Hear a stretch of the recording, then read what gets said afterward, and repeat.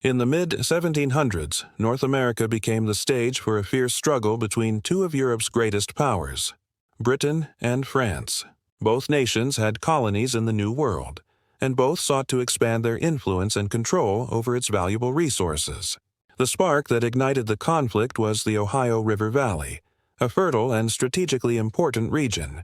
The French, who had built a network of forts and trading posts across the interior, wanted to secure their connections between Canada and Louisiana. The British colonies, growing rapidly in population, wanted to expand westward into the same lands. Native American tribes, caught in the middle, chose sides depending on their alliances, trade interests, and survival. In 1754, a young Virginia militia officer named George Washington led a small force into the contested region. His skirmish at Fort Necessity marked the beginning of the French and Indian War. Though Washington was defeated, his involvement was a preview of the leadership he would later bring to the American Revolution. The war quickly escalated into a larger conflict.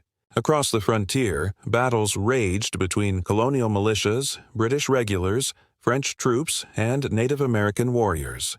Raids destroyed settlements, forts changed hands, and the balance of power shifted with each campaign. For settlers, the war was not distant.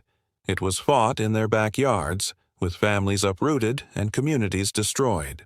By the late 1750s, Britain poured more resources and troops into the war under the leadership of Prime Minister William Pitt.